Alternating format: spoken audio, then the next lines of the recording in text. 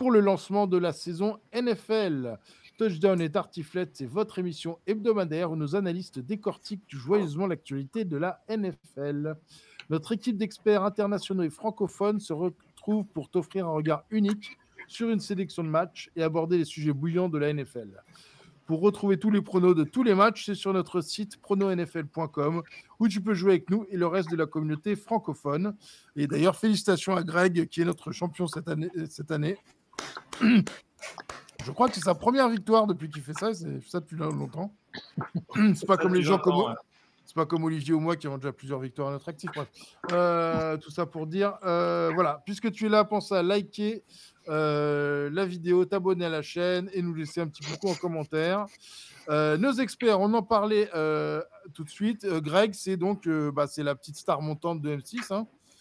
C'est un peu le Cyril Hanouna de la 6e chaîne. Oula. Non, il déconne, Narcom. Arrêtez. Voilà, nous avons. Salut Rico, salut à tous. Salut. Nous avons Olivier Rival. Olivier Rival, c'est un peu la plume de l'équipe. C'est lui qui apporte le raffinement dans cette équipe. Bonsoir, Olivier. Bonsoir. Tu remarqueras pour faire dans la page raffinement qu'on lance Touchdown et Tartiflette et paf, ils mettent un Premier ministre savoyard. Donc c'est un signe. Nous commençons très fort. On nous écoute. J'aime beaucoup le raffinement alors qu'il a Snoop Dogg qui fume de la bœuf derrière lui. Quoi, ouais. Ça, c'est très raffiné. Ah, la base. Ah, bravo. Alors, disons que dans la catégorie fan des Bills, il est raffiné. Oui, d'accord. Ok. Très bien. Nous avons FMB. FMB, c'est la caution historique de l'émission, puisqu'il il est arrivé avant le football en France et avant la couleur aux États-Unis. Bonsoir, FMB. Bonsoir à tous. Nous avons bien entendu notre expert Rémi, le seul qui a investi un petit peu dans du matériel technique sans être salarié par M6. C'est notre expert international. Bonsoir, Rémi. Salut à tous. Je l'ai rattrapé au vol, celle-là, Greg. Et nous avons Scooby, notre premier expert en cavale. Voilà. Voilà, ça n'est jamais arrivé depuis l'histoire de cette émission. Voilà, il est en cavale. Bonsoir, Scooby. Bonsoir, tout le monde. Ça va ? Est-ce que tu peux nous donner un indice sur où tu te situes ? Rico, on peut le dire, il fait la prochaine saison de Hunted sur Netflix. Donc, Alors, c'est la version française, ça s'appelle Chassé. Sachez que c'est pas trop loin de la Savoie où je me trouve. Ah. Très bien, voilà. Bonsoir. En tout cas, je suis ravi de réattaquer cette nouvelle saison avec vous et cette nouvelle saison tout court d'ailleurs. On va essayer de faire plein de nouveautés cette saison. On va commencer doucement, pas tout vous amener d'un coup. Ce soir, 4 matchs: Packers, Eagles, Rams, Lions, Jaguars, Dolphins, Texans, Colts. On vous introduira la Experts World Cup plus tard dans l'émission. On fera nos prédictions sur le Super Bowl parce qu'il n'est jamais trop tôt pour dire des bêtises. Mais tout de suite, nous allons commencer avec le truc qui énerve chaque année, je crois. C'est un peu le marronnier de la NFL. C'est les nouvelles règles parce qu'il y a très peu de sports dont les règles évoluent autant que la NFL. Je crois que c'est assez unique. Voilà, donc FMB va nous faire un petit topo, un petit point sur les nouvelles règles de cette saison pour qu'on puisse en discuter un petit peu, savoir si c'est bien ou non. FMB. Donc, nouvelle chronique Fumble. Alors, les nouvelles règles 2024. Alors, il y a 2 règles à la con qui ont été implémentées par la NFL. Alors, une dont a été copiée par nos amis, vous les voyez, de la XFL, c'est le kick-off. Alors, pourquoi ils ont fait ça ? Alors, la NFL se défend en disant qu'il y a beaucoup de blessures, les équipes aussi. Qu'il y a 20... Alors, la stat qui tue, c'est sur les kick-offs retournés en 2023, il n'y en a que 21,8%. OK.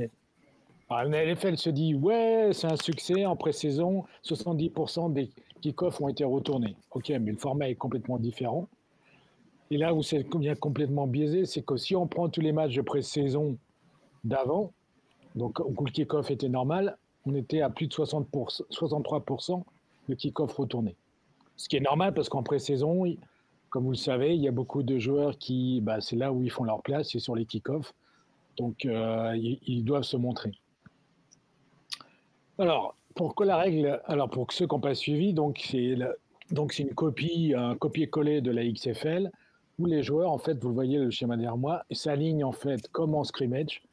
Donc, il y a quasiment, en fait, alors là, vous allez vous marrer, parce qu'en attaque, il peut avoir 12 joueurs. Non, on ne joue pas au football canadien, les gars, mais ils ont le droit à un holder. Le holder, donc c'est lui qui tient le ballon, pour ceux qui ne savent pas, comme ça. Tu ne me pètes pas les mains, s'il te plaît, et tu tapes. Lui, il doit sortir tout de suite. Alors, ce qui est assez intéressant, c'est que dans les matchs, pour ceux qui ont suivi un peu les matchs de pré-saison, c'est que les équipes ont essayé plein de schémas différents, mettre des punters, en fait, il y en a, alors je ne sais plus quelle équipe a mis un safety qui tape vachement bien au pied, et donc ça fait un défenseur en plus, un mec qui peut plaquer. Comme vous le savez, les kickers et les punters, ils plaquent jamais. Donc, ils n'ont jamais appris à plaquer.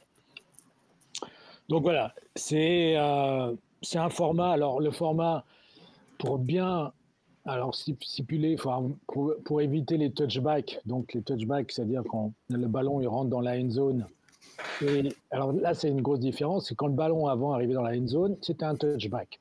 Sauf que maintenant, il va falloir que le ballon soit touché. Donc si le retourneur il oublie, il fait ouais c'est bon. Ah, non, l'équipe qui a kické peut toucher et là on aura des TD. On va avoir des surprises. Il y a eu des erreurs, il y en a notamment en pré-saison avec Kansas City où le mec il a pris le ballon et puis il est revenu dans sa end zone et il s'est fait plaquer par tout le monde. Donc ça fait un safety. Donc grossièrement, donc le but ça va être donc de kicker le ballon qui doit rebondir pour arriver dans la end zone pour qu'il y ait un vrai touchback maintenant. C'est-à-dire que l'équipe repart à 20 yards. Sinon, s'il arrive pile sur la ligne, après tu joues à Shifumi avec l'arbitre pour savoir si je la reprends sur les 30 ou les 50 yards. Voilà. Et après, c'est le bordel parce que donc ça va varier, comme tu l'as dit, entre 30 ou 40. Mais bon, c'est suivant les erreurs. Donc il faut que le ballon, donc on n'a pas le droit de démarrer avant que le returner ait pris le ballon. Donc ça, c'est un peu comme le football canadien. C'est-à-dire que tu n'as pas le droit de toucher le mec, tu n'as pas le droit d'arriver en fait sur lui. Donc, c'était vachement plus drôle avant. Voilà. Hein. Donc c'est grosso modo pour moi comme un gros drill. C'est un entraînement, quoi. C'est bon, ça va être assez dégueu, je trouve, mais personnellement, il y a des coachs aussi qui le disent. Il y a Sean McVay, le coach des Rams, qui a dit que c'était un peu n'importe quoi, mais au moins il l'a dit de façon plus politique et contrairement à moi, en disant que c'était pourri. Là, attends, vous en pensez quoi alors cette règle? Ça va être intéressant, ça va être bien. Regardez, ça donne quoi? Je donne la parole à Anonymous qui est à Lyon. Anonymous, merci. J'ai vu un peu l'expérimental avec l'ELF pour ceux qui regardent. Personne ne regarde. Si, moi je regarde, tu devrais. Et effectivement, moi je pensais que ça allait être beaucoup plus compliqué de faire des returns, mais quand on maîtrise bien le schéma et qu'on fait bien les blocs, on peut avoir des très gros returns. Je pense à Paris contre Munich où ils ont fait un return T. Il y a eu 2 returns T dans le match et 2 returns de 50 yards. Donc peut-être que ça va inciter à faire des returns. Ça fait un petit moment, je trouve, où les kick-off returns sont devenus un peu fades dans NFL où c'est vrai qu'on incite plus à faire des touchbacks qu'autre chose. Alors en NFL, en pré-saison, il n'y a qu'un gros return de 93 yards. Je crois qu'il n'a pas marqué. C'est le gars de 49ers, Isaac Guerrero, l'ancien running back de Louisville, qui est gros et rapide. Mais c'est tout. Quoi. Pas de TD. Hein.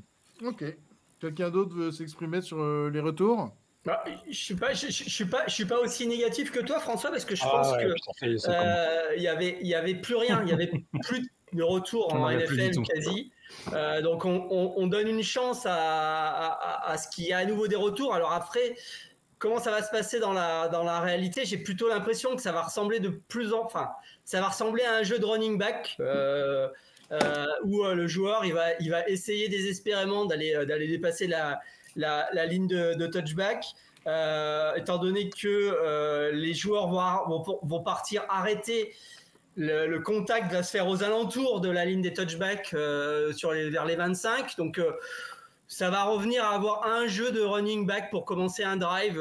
Je suis pas sûr que ça va être spécialement spectaculaire, mais il faudra voir. Peut-être qu'il y aura des coachs qui vont nous sortir des trucs originaux. On verra. Bon, on va laisser sa chance à ce changement de drive. Alors, un point qui va aller contre ce que tu vas dire, c'est que le onside kick est mort, quasiment. Et ça, c'est dommage. Donc, pour faire du onside kick, ça va être uniquement dans le 4e quart-temps et il faut prévenir l'arbitre. Il faut l'annoncer. C'est l'arbitre. Ça, hey. Alors ça, par contre, c'est complètement débile, on est bien d'accord. Tuer l'onside kick, c'est vraiment une très très mauvaise idée. Mais pour le reste, voilà, il fallait peut-être essayer de sauver le jeu de kick-off return. Ils font cet essai-là, je suis pas super convaincu, mais ils étaient un petit peu coincés. Il fallait qu'ils fassent quelque chose. C'est un peu le sentiment que ça me donne. Oh, mais ça va être drôle en même temps quand ils vont tous faire des techniques de ninja pour essayer de prévenir l'arbitre, mais sans le prévenir. Mais non. Mais bon, on va se marrer. Oui, puis on a vu l'année dernière le Dallas Détroit que même quand tu te signalais auprès des arbitres, apparemment, ils n'étaient pas au courant. Ça promet, FMB, la suite? Alors, la deuxième règle à la con, c'est que le hip drop tackle est banni. Alors, voilà. Déjà, là, on va se marrer parce que quand les arbitres vont voir que le plaquage est dangereux, alors dangereux, c'est maintenant, ça veut dire, c'est un plaquage quasiment, tu n'as plus le droit de plaquer autour des jambes et laisser ton poids tomber sur le porteur du ballon. Donc ça va être vraiment à la discrétion des arbitres. Le problème, c'est que c'est quand même une faute qui est très pénalisante parce que c'est un first down automatique avec 15 yards. Voilà. Là, on va se marrer aussi parce que les arbitres vont dire, surtout si tu joues à Kansas City, hein, Olivier, les Bills qui vont jouer à Kansas City, là, on va avoir des hip drop tackles, des flags. Allez, c'est parti. Mais les fans des Lions veulent savoir, on peut toujours shooter les genoux comme fait Kirby Joseph ou c'est interdit ça maintenant? C'est un peu le nouveau horse collar, quoi. Voilà. Mais bon, sauf que ça va être vachement plus dur à flaguer et à interpréter. Parce que quand tu cours après un mec et que tu te laisses, tu vas laisser ton poids, c'est normal. C'est une technique que font tous les plaqueurs. C'est de servir de ton poids à toi en motion pour défendre, pour arrêter le mec. Pour moi, ça me paraît un plaquage assez évident. Mais on va rigoler. Hein. J'ai pas vu alors d'ailleurs en pré-saison s'il y a eu d'un flag là-dessus d'ailleurs. Je sais même pas. Bon voilà. Alors messieurs, bonne règle, mauvaise règle, qu'est-ce qu'on en pense? Tout le monde s'en fout de cette règle-là apparemment. Très bien. Voilà. Allez. Ça en dit long. On rentre dans le vif du sujet. Le premier match de ce soir, les Packers aux Eagles. Voilà, c'est journée fromage hein, aujourd'hui, vous l'aurez bien compris, la Savoie, la tartiflette et les Packers. Greg, je te laisse commencer avec ce match. Bah écoute, si tu veux, un match qui pour l'occasion sera délocalisé, parce que c'est pas un match qui a lieu aux États-Unis, mais qui a lieu du côté du Brésil.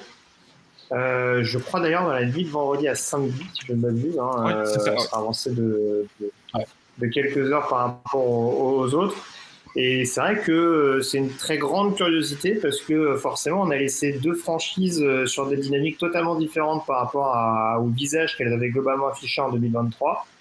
On avait des Eagles qui avaient le vent dans le dos et qui se sont totalement écroulés avec, je crois, 6 défaites sur leurs 7 derniers matchs de la saison pour se faire sortir lamentablement par les Buccaneers en play-off. Hein. C'est pas un jugement sur Tampa Bay, c'est la manière dont ils ont perdu, avec l'écart qui était le leur. Et puis à l'inverse, on a une équipe des Packers qui est passée un peu par un trou de souris pour accéder en play-off et qui derrière a montré vraiment un visage extrêmement séduisant, d'abord à Dallas puis à San Francisco.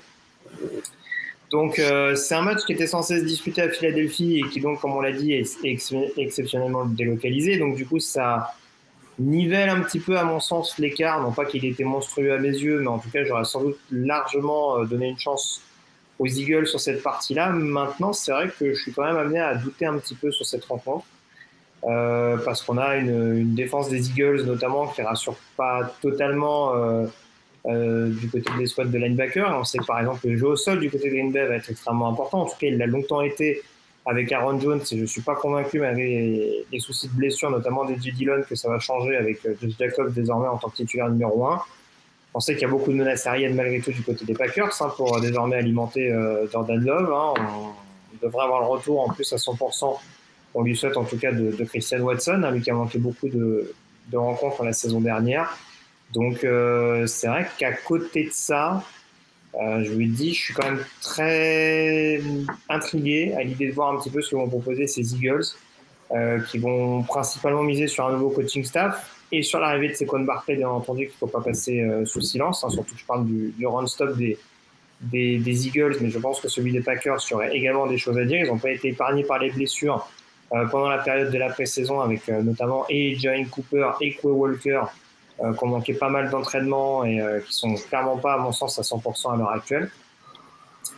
Donc oui, je pense que ça peut être un match globalement où ça va pas mal courir.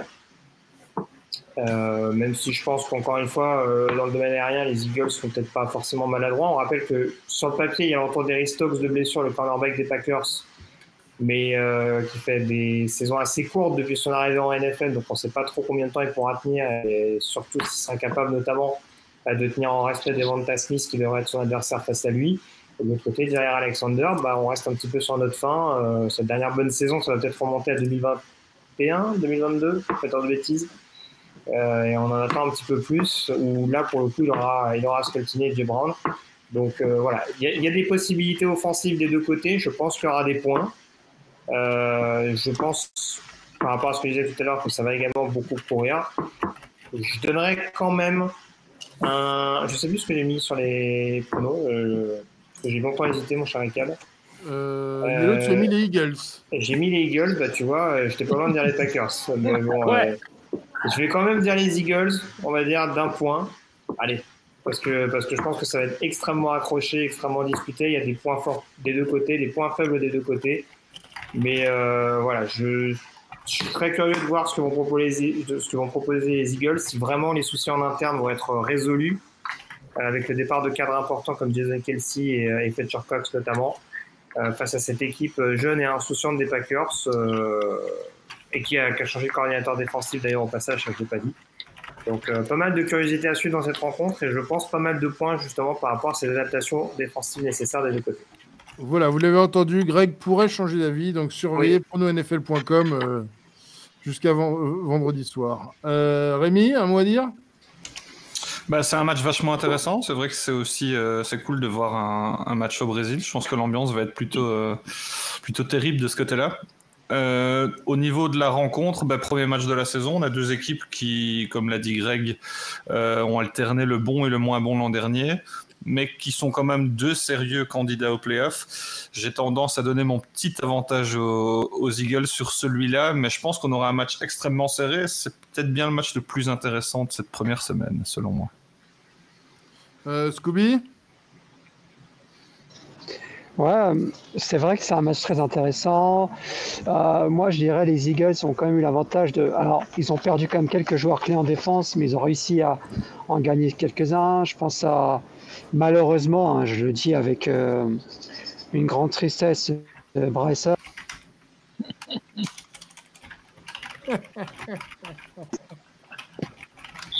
En direct, live. Je crois que ça a coupé après Bryce Huff, mon cher Scooby. C'est de la censure. Il n'y a plus de son, là. Non, c'est lui. C'est l'univers qui blagueur. Là, on l'entend plus. Ouais. On t'entend plus du tout, hein, Scooby. Est-ce que tu peux nous traduire ça en langage des signes ? Faut demander, il y a bien un interprète des JO qui traîne par là, non ? Fly, Eagle, fly, il a dit. Voilà. Olivier, un mot à dire sur ce match pendant que... écoute, logiquement, je devrais jouer les Packers parce que j'ai pourri les Eagles toute la saison dernière en disant qu'ils allaient se casser la gueule, ce qui s'est d'ailleurs passé, et que j'ai été très très séduit par les Packers en fin de saison. Mais malgré tout, ça va être un match, je pense, très serré parce que les Eagles restent quand même une équipe dangereuse. Avec le fait que ça soit au Brésil, ça va rajouter du piment. Mais j'ai vraiment un très très gros intérêt. Enfin, je suis vraiment très intéressé par ce que vont faire les Packers cette année parce que j'ai vraiment beaucoup aimé leur fin de saison. Donc j'espère qu'ils vont continuer sur cette lancée et donc je joue les Packers. Yes. FMB. Tout a été, je dirais, presque dit là. Donc, moi, je pense que l'équipe qui va gagner, c'est l'équipe qui fera moins la foire le jour d'avant à Sao Paulo. Avec les danseuses. Les Packers. Est-ce qu'on a récupéré Scooby ou pas? Est-ce qu'on m'entend ou pas? On t'entend. Un peu. Ah bon? Moi, je comprends rien. Mais en gros, bon, c'est pas. J'avais presque fini de toute façon, mais c'est quand même une très belle affiche avec deux grosses équipes. Je suis assez d'accord avec ce qu'a dit Yellow.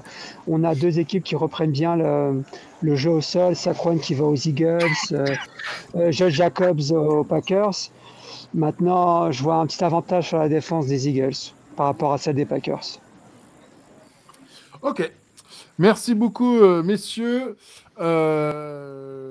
Rémi a soumis l'idée qu'il n'est jamais trop tôt pour faire des prédictions pour le Super Bowl. Ouais, au moins on a une bonne excuse si on est totalement à l'ouest. Voilà. Donc je vais vous demander, messieurs, le match-up du Super Bowl et le vainqueur, bien sûr. Est-ce qu'il y a un courageux volontaire qui veut commencer? Tu veux que je me lance? Vas-y. Allez, je laisse Scooby, vas-y. Scooby. Scooby, tant que ça marche. Pendant que ça marche, je vais affronter. Vous savez, l'affiche du Super Bowl, on va la voir le Monday Night. Jets 49ers. D'accord. Et qui gagne? À ton avis, il faut bien au bout de 67 ans, là, c'est bon, hein? Au bout de 67 ans, il faut bien que les Jets gagnent, il y a quelque chose. Et QB jouera pour les Jets quand Aaron Rodgers sera blessé? Tyrod Taylor, il sera bien. Il sera très bien, il sera impeccable. Rémi, à toi. Lions Chiefs et victoire des... Ouais, lourd. Et à contre-cœur, victoire des Chiefs. Ok, moi je vais sortir un Chiefs Giants avec victoire des Chiefs. Bon, écoute, tant qu'à faire. Chiefs Giants. Quoi, attends, Scooby, il joue bien les Jets, il n'y a pas de raison. Hein. Ouais. Si je devais vendre ma maison, je mise Jets, c'est pas Giants, ça c'est sûr. Pour faire plaisir à Olivier, c'est Bills Lions. Mais je pense que les Bills vont perdre encore. C'est avec une victoire des Lions pour faire plaisir à Olivier. Le cadeau empoisonné, quoi. Pour faire plaisir à Olivier, une défaite au Super Bowl. FMB, t'es séduit par la nouvelle escouade des receveurs des Bills, c'est ça? Mort. Ça rend du rêve. Un con, ouais. Greg? Moi, j'avais un Chiefs Rams. Éventuellement, je dis que les Rams peuvent monter un peu en puissance au fur et à mesure de la saison. Donc, en plus, ça pourra nous donner un Super Bowl spectaculaire. Mais pour faire plaisir à Olivier, je veux une victoire des Chiefs de nouveau, sûrement à cause d'une décision arbitrale. Ah. Et sûrement après une élimination des Bills en playoff. Tout à fait. Olivier? Une demande de mariage à Taylor Swift. Écoute, moi je vais rester sur le même thème du match d'avant. Je vais jouer les Packers contre les Chiefs. Et je vais donner les Chiefs parce qu'ils auront l'expérience pour le coup. Et par contre, sur le QB qui gagnera ce Super Bowl là, on en reparlera tout à l'heure. Oh. Très bien. Match numéro 2, les Rams contre les Lions, deux équipes qu'on a déjà bien citées. Olivier, puisque tu as la main, vas-y. Pardon. Rams Lions, écoute, alors je vais sans doute pas être de l'avis de Greg parce qu'il voit les Rams aller loin cette année. J'ai un petit peu du mal à y croire. Mais c'est un match intéressant parce que c'est depuis le fameux échange, hein, on va retrouver le duo, enfin le duel de quarterback Goff Stafford qui fera parler les fans pendant encore très très longtemps. Donc c'est toujours intéressant de les voir l'un face à l'autre dans leurs nouvelles équipes. Mais j'ai quand même du mal à imaginer que les Lions, que tout le monde attend vraiment cette année, puissent perdre leur premier match à la maison contre des Rams qui me paraissent quand même un petit peu vieillissants. En tout cas, j'ai un peu du mal à comprendre quel est leur projet, vers quoi ils veulent aller. Alors peut-être qu'ils vont me surprendre parce qu'avec Sean McVay, il peut y avoir toujours des surprises, mais j'aurais tendance quand même à jouer les Lions qui font toujours du bon football.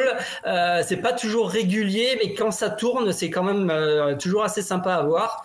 Donc j'espère qu'il y aura un match ouvert et que les Lions arriveront à faire le premier pas vers une saison que tout le monde annonce comme leur saison. Merci beaucoup. FMV? Non, moi je suis pas. Moi, je pense que les Lions vont être.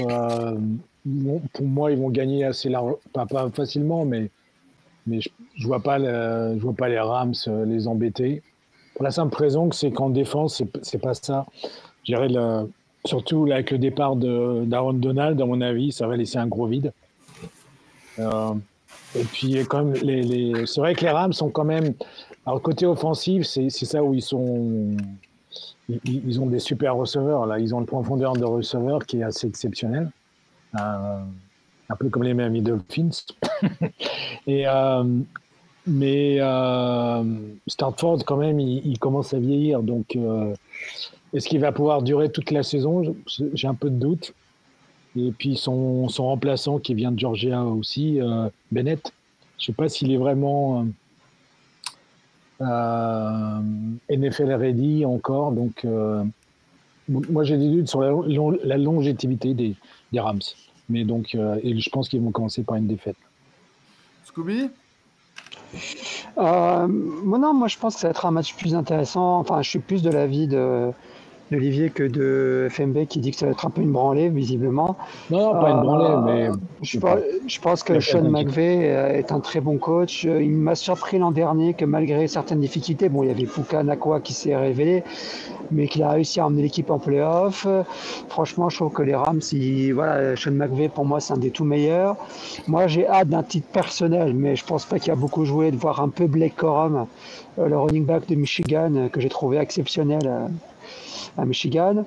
Mais c'est vrai qu'après, les Lions, c'est plus solide. Après, ça fait un peu peur parce que les Lions, voilà, là, l'an dernier, ils nous ont un peu pris de court. Là, cette année, c'est un peu des favoris. Du coup, à voir comment ils vont gérer tout ça. Mais effectivement, ils sont assez impressionnants. Et en plus, ils jouent à domicile.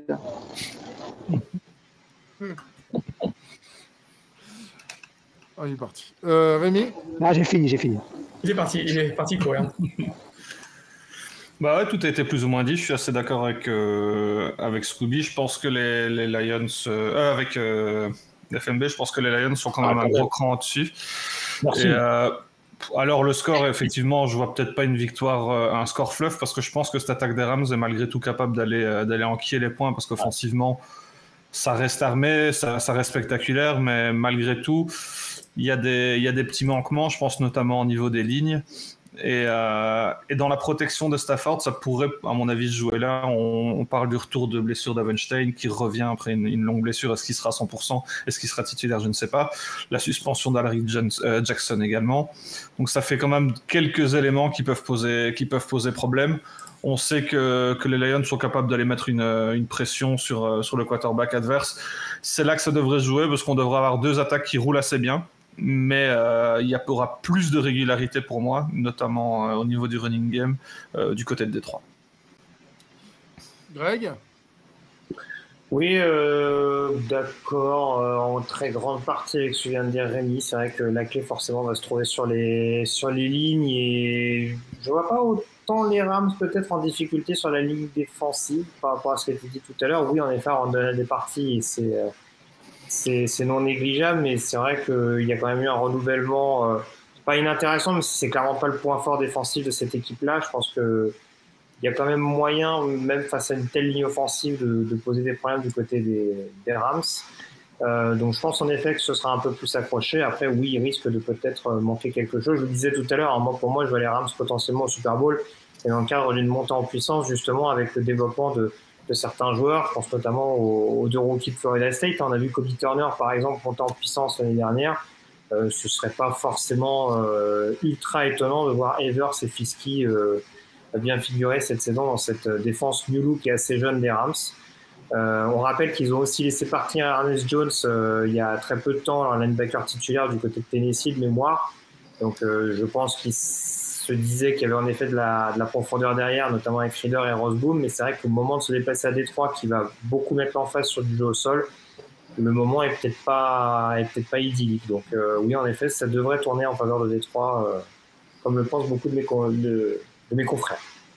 Comme tout le monde ici. Compatriote.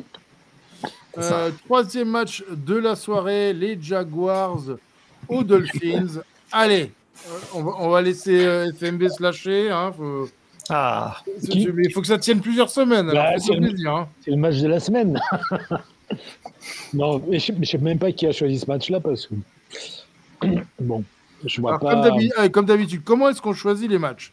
On est passé par plusieurs versions de qui choisissait les matchs et personne n'était jamais content, vraiment. Et donc, depuis l'année dernière, on a adopté une nouvelle formule, c'est qui gagne choisit. Donc, les matchs ce soir ont été choisis par Greg, puisque c'est lui qui a gagné la saison dernière. Et j'ai choisi 4 matchs, on m'a dit que 4e, il pue du cul. Donc, du coup, je l'ai remplacé par un autre match qui pue du cul. Après, si t'es faible et que tu te laisses influencer, ça, c'est ton problème. Mais écoute, tu ne découvres pas aujourd'hui. Voilà, donc...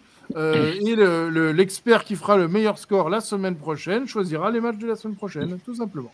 Voilà. C'est la faute de Greg. Voilà.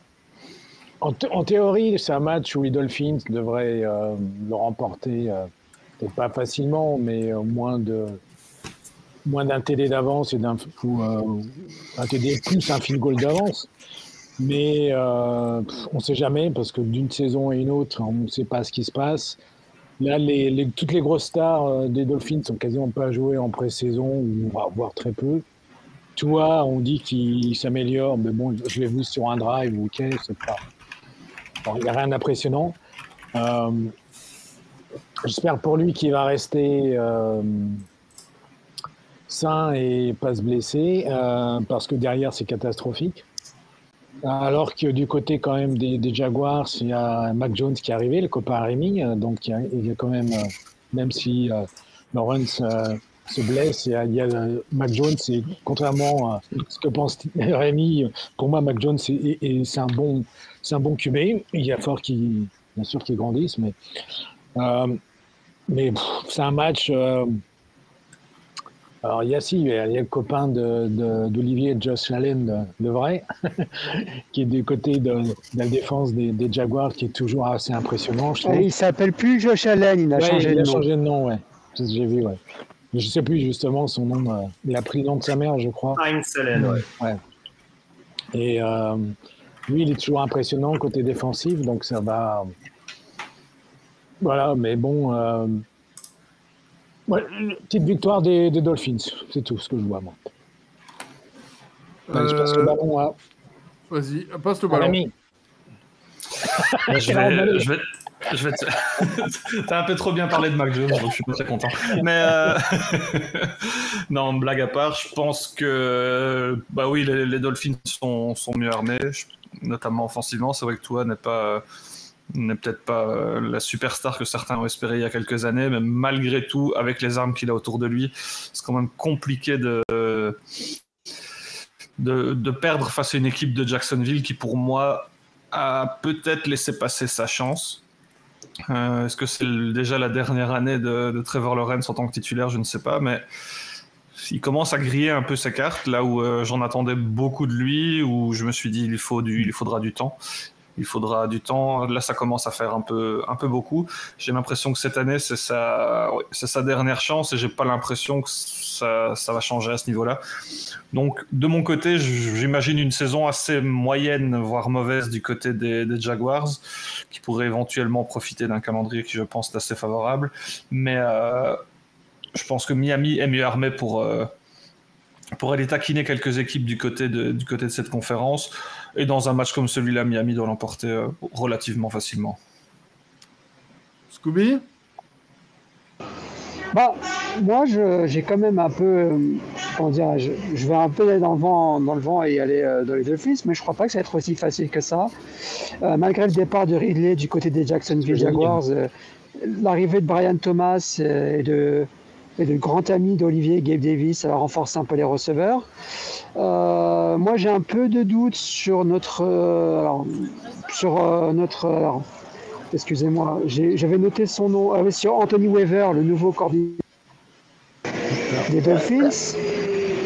Donc il faut pas, parce que Vic Fangio maintenant qui est parti aux Eagles, et Anthony Weaver, la dernière fois, il a été qu'une seule fois coordinateur défensif, c'était en 2020 avec les Texans, et sa défense a fini 30e du temps championnat, 24e à la passe et 32e à la course. Pour voir la défense qu'il y avait à Houston à l'époque quand même.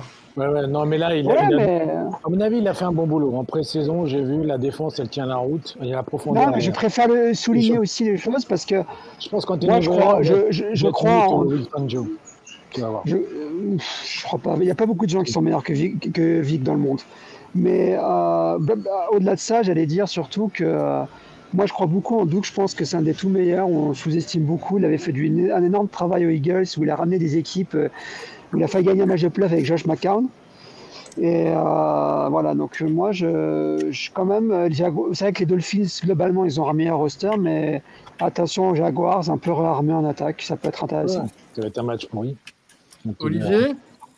Bah oui, moi je vous trouve. Alors j'ai joué les Dolphins parce qu'effectivement sur le papier normalement il y a pas de défaut.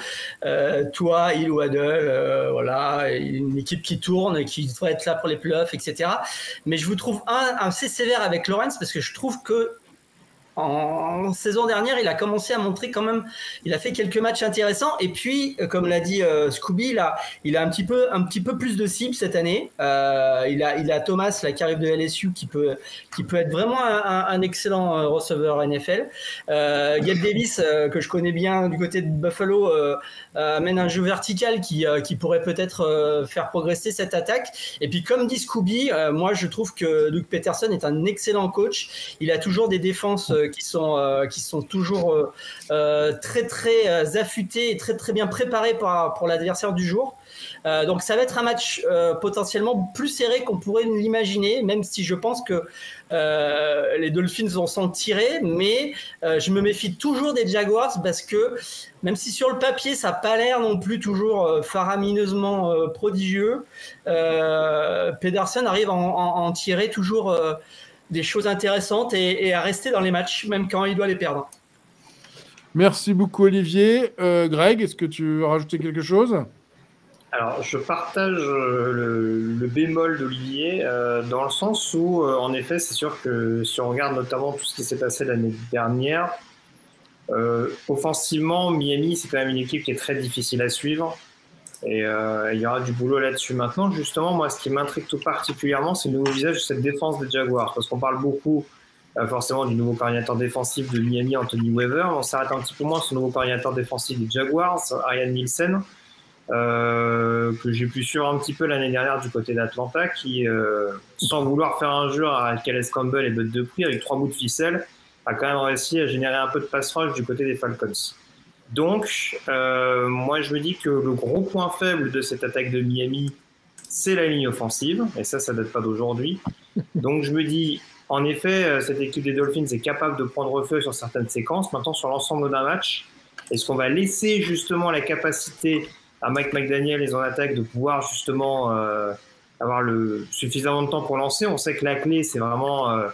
cette rapidité d'exécution, ces mouvements un petit peu horizontaux des receveurs justement pour créer de la séparation en anticipation.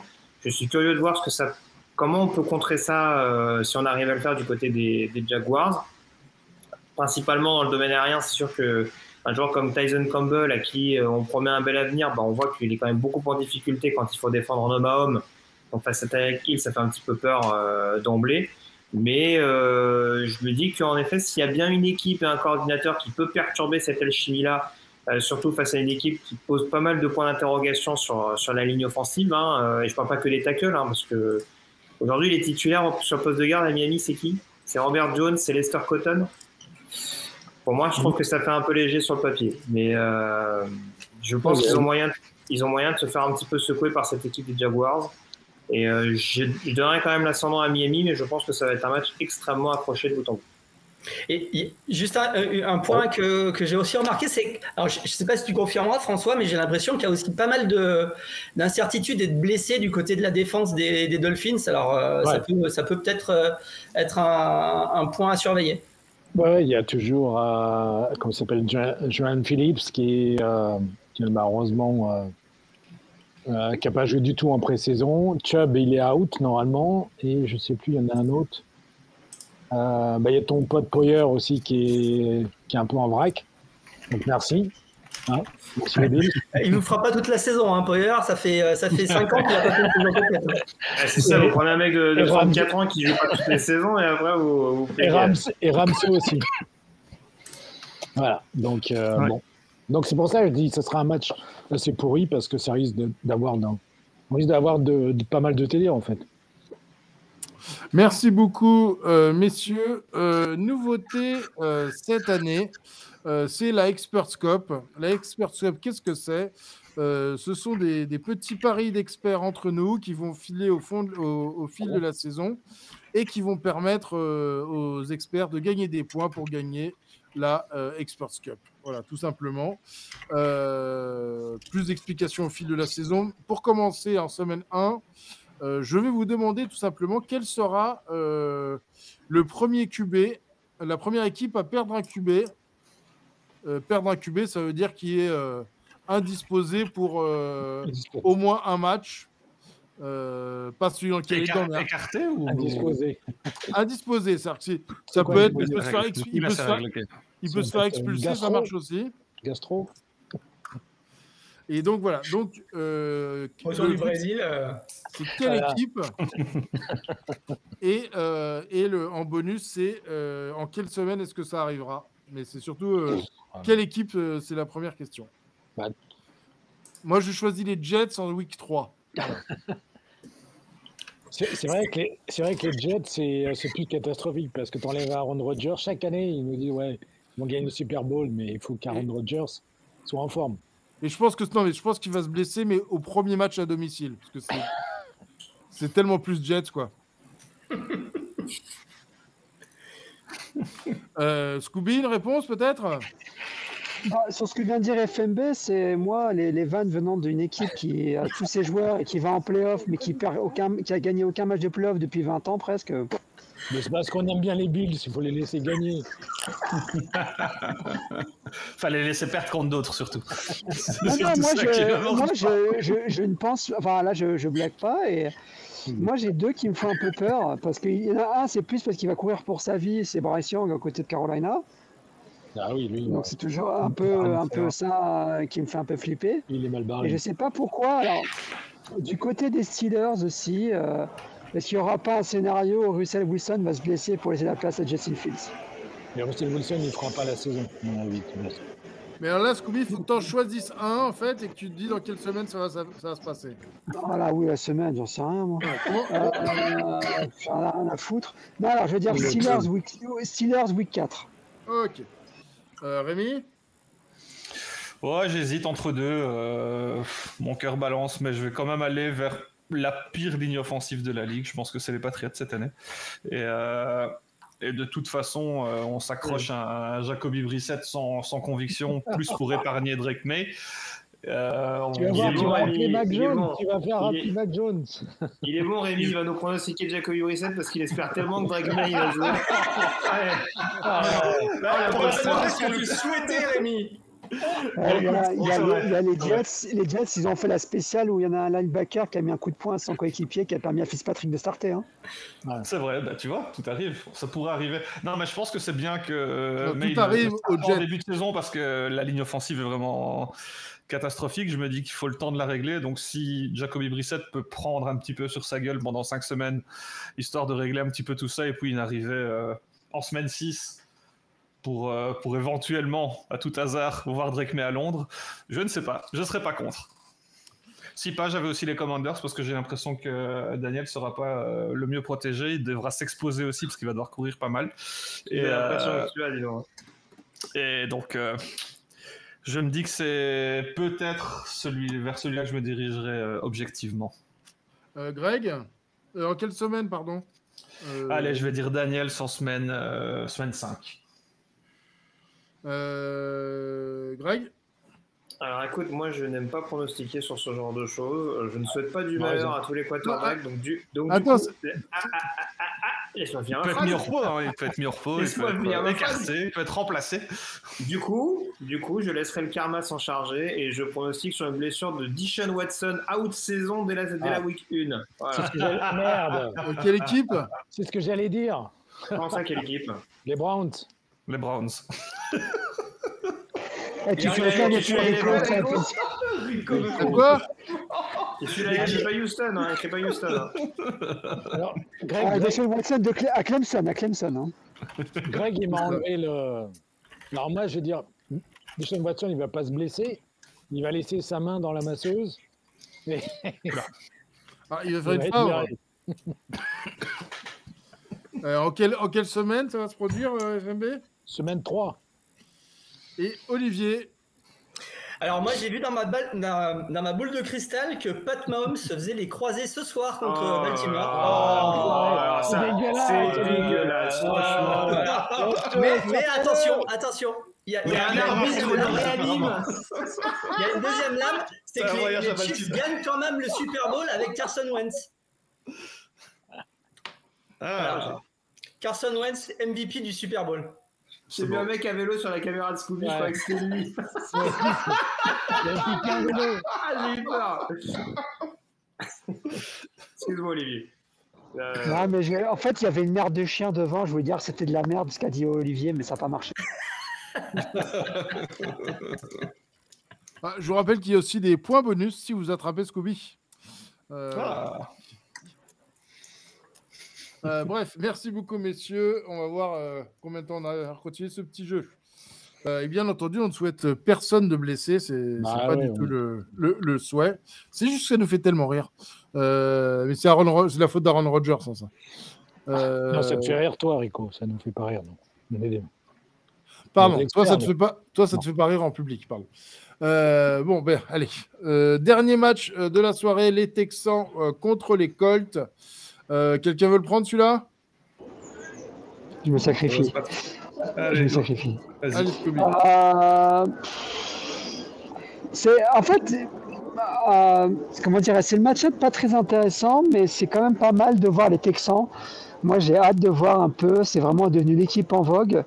Parce qu'on parlait des Packers qui ont été surprenants en fin de saison. Les Texans, c'était vraiment assez unique. CJ Stroud a fait une des meilleures saisons rookie de l'histoire. Moi, je le dis foncièrement, avec une escouade de receveurs. Je pense que personne connaissait Tank Dell, par exemple, avant l'an dernier. Et j'ai oublié son compas, excusez-moi. Nico Collins. Ouais. Maintenant, il y a Stephon Diggs quand même qui est venu. Ouais. On a Joey Mixon. Donc on a... C'est... De quoi? Non, vas-y, pardon. Donc on a quand même une belle équipe du côté des Texans. On va avoir D'Amico Ryan à deuxième année en tant que head coach. Franchement, ça peut être très intéressant. Du côté des Colts, beaucoup d'interrogations. Le retour d'Anthony Richardson qui a montré des choses prometteurs, mais qui a été blessé. On parlait de blessure très rapidement. Jonathan Taylor, je ne sais pas trop. D'un coup, c'est le futur de la NFL en termes de running back. Un coup, tu te dis qu'en fait, il n'y a pas de futur pour les running backs en NFL.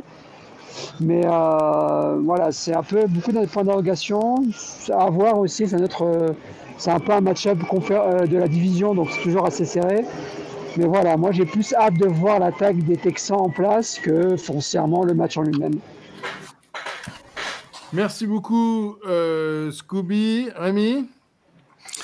Ouais, je vais pas dire que je suis super emballé par cette rencontre, mais c'est vrai que ça reste un match malgré tout intéressant. L'année passée, on se rappelle que c'est ce match-up-là qui a défini la qualif pour le playoff dernière semaine, et que les Colts, au final, malgré l'absence de Richardson, étaient quand même à une conversion en 4e tentative de se qualifier pour les playoffs et de rafler la division.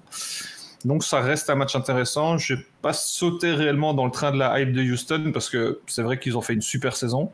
Bravo à eux, mais j'ai l'impression que ça va se compliquer cette année. Ils seront attendus autrement. On les attendait comme la pire équipe de la NFL l'an dernier. Cette année-ci, ils sont là comme des solides candidats aux playoffs. Donc je pense que la saison sera beaucoup plus compliquée pour eux. Ils se sont renforcés, notamment offensivement. Je pense que l'arrivée de Mixon peut leur faire du bien parce qu'au final, Pierce a été super décevant l'an dernier. Je pensais que ça pouvait être un bon running back pour cette équipe, mais force est de constater que ça n'a pas été le cas. Et du côté des Colts, on va dépendre de l'état et de la forme de Richardson qui revient après une très longue blessure. C'est quand même un énorme point d'interrogation. Je pense que ce sera un match serré jusqu'au bout, les Colts étant à domicile. À Houston, j'aurais eu tendance à donner un plus bel avantage aux Texans, mais ici, dans ce cas-là, je vois un match serré, je vois des Texans quand même s'en sortir en fin de rencontre. Mais personnellement, je suis un peu sceptique sur le fait que les Texans puissent reproduire une si belle saison que l'an dernier. Olivier? Écoute, un petit peu comme l'ont dit Scooby et Rémi, match pas forcément très flashy, mais qui va être intéressant parce que ces deux équipes, on ne sait pas trop ce que ça va donner entre le point d'interrogation Richardson et le point d'interrogation Stroud, va-t-il confirmer ou pas. J'ai tendance à jouer les Colts à domicile. Je vais être intéressé de voir si Richardson est vraiment un QB de l'avenir en NFL. L'année dernière, il nous a laissé sur notre faim avec sa blessure. Donc je joue les Colts, mais ça va être serré, et j'aurais tendance à penser que pour les Texans, ça sera beaucoup plus compliqué cette année que l'année dernière, et on verra ce que ça va donner. Bon, il y a évidemment Diggs qui arrive, mais voilà, j'ai un petit point d'interrogation sur son attitude et sur comment ça va se passer là-bas. Donc on verra ce qu'il en est, mais je joue les Colts. Greg? Je suis assez d'accord là-dessus. C'est vrai que les Colts, c'est pas forcément l'équipe la plus glamour de la ligue sur le papier, mais je trouve que c'est extrêmement cohérent ce qu'ils font. Et s'il y a bien une équipe qui est capable de poser des problèmes à Houston, notamment sur la ligne, c'est bien les Colts. On sait que la O-line, notamment de Houston, dans cette belle saison qu'ont vécu les Texans, a été quand même beaucoup décimée par les problèmes de blessures à répétition. Il y a pas mal de joueurs qui en reviennent. Je pense à Kenyon Green, Jared Patterson pour ne citer qu'eux.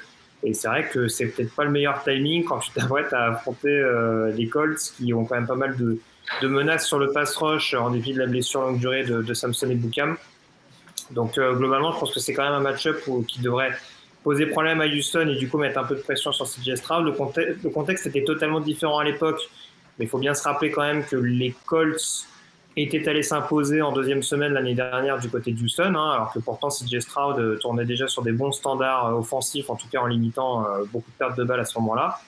Donc je pense qu'encore une fois, s'il y a bien une équipe capable de poser des problèmes aux Colts, et on l'a rappelé également le contexte de cette dernière semaine de saison régulière l'an dernier, où avec beaucoup de remplaçants, Indianapolis n'est quand même pas passé si loin que ça des phases finales, c'est bien une équipe qui est capable de poser des problèmes. C'est cette équipe d'Indianapolis. Faudra espérer en effet que Richardson reste à 100%. C'est qui c'est Joe Flacco en remplaçant sur les côtés des Colts aujourd'hui. Ouais. J'ai pas de bêtises. Exactement. Le vieux Flacco. Ça. Comme ça, il retrouvera Houston qui a battu Flacco et Cleveland en playoff. Flacco, c'est vraiment le nomade de la NFL. Tu tournes la tête, il est dans une nouvelle équipe. Il s'adapte. Cleveland s'en est pas l'année dernière. Et voilà. Et puis il est bon. Donc voilà, Indianapolis pour moi, même si je ne doute pas que match de division oblige, Houston ne cédera pas sa part facilement. FMB, est-ce que tu veux rajouter quelque chose? Ouais, moi je pense que ça va être un bon match, avec un match intéressant parce que Les Texans, on veut voir ce qu'ils ont dans le ventre, s'ils ont progressé. Bah, comme l'a dit Greg, c'est vrai que l'année dernière, donc là, les Texans vont être revanchards.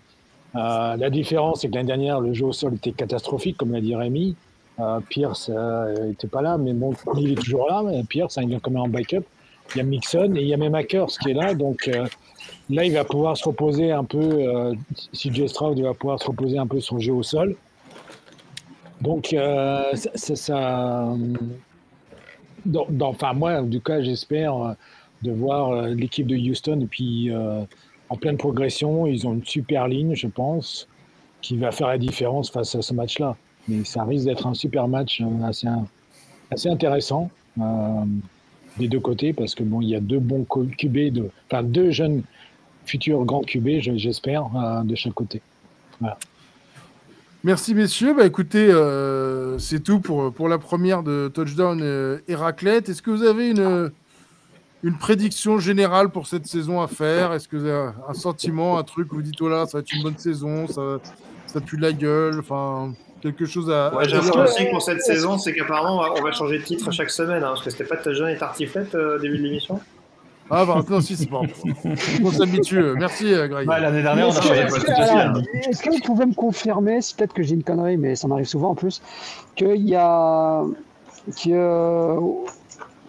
aucun QB qui a fait 4 milliards l'an dernier.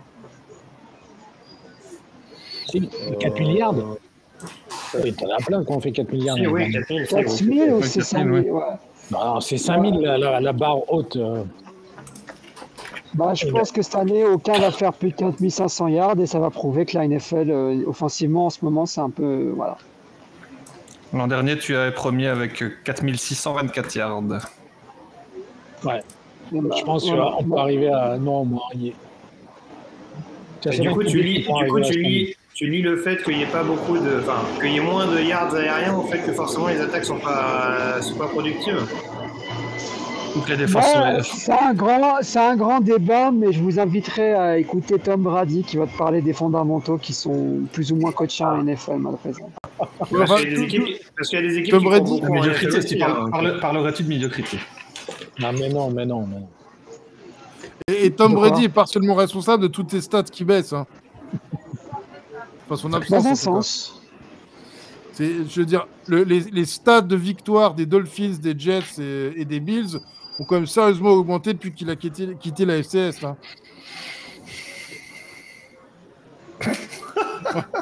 Oh, la calmante. Comment calmer la moitié des experts d'un coup? Messieurs, il faut quand même rappeler que celui qui a fait 4600 yards l'année dernière, c'était toi, ce qui est quand même pas le meilleur QB de la ligue. Donc je suis pas sûr que ça soit forcément une stat super pertinente. Arrêtez d'embêter Scooby. Il dort pas chez lui en ce moment. Non, mais je pense. C'est compliqué. Non, mais après, c'est un débat qu'on peut avoir, mais sur le niveau global de la NFL. Mais il me semblait qu'on était assez d'accord en début de saison. Par exemple, la saison dernière, je sais pas si c'était. Ouais, la saison dernière, elle était un peu. Surtout le début, c'était un peu chiant. C'était pourri. Mais parce que les matchs de pré-saison on servent à rien.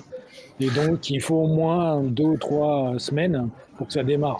Donc, l'année dernière, parce que la saison est plus longue aussi, donc c'est moins grave de rater en 2 matchs. Quoi. La première semaine était catastrophique, la deuxième un peu aussi. Donc, pour revenir à ta vraie question, est-ce qu'on verra un QB à 5 milliards? Je pense que oui. Moi, j'ai espoir sur les jeunes là, comme CJ Stroud, voir Bonix. Je suis curieux de voir Bonix avec Payton, ce qu'il va donner avec Sean Payton, parce que c'est quand même... parce qu'à part Marino, c'était Drew Brees avec Payton qui est arrivé à plus de 5 milliards. Hein. Du coup, il y a un lien entre l'arrivée de Bonix et les 5 milliards pas cette année, mais dans 5 ou 6 ans. La question, c'était, moi je reformulé la question, c'est est-ce qu'on verra un QB à 5 milliards bientôt? En tout cas, c'est pas Caleb Williams qui fera 5 milliards cette année, hein. Même s'il est numéro 1 de la draft. Non. Mais ils sont bien offensivement, les Bears, hein. J'aime bien, moi. Les Bears, c'est déjà avec 3 milliards, ça serait déjà pas mal. Ok. Quelqu'un d'autre a quelque chose à dire, messieurs? Ou est-ce qu'on va faire une petite sieste avant le premier match? Bien, Exactement. Excellente idée. Bon, bah écoutez, messieurs, je suis encore une fois ravi de vous retrouver cette année. Voilà, on va Nous de préparer même. plein de bonnes surprises ensemble. Et voilà, et puis bonne saison à vous tous. C'est pareil. Merci beaucoup. Bonne saison à toi aussi, Rico. Ciao. Donc ici, ça te prêt. À plus.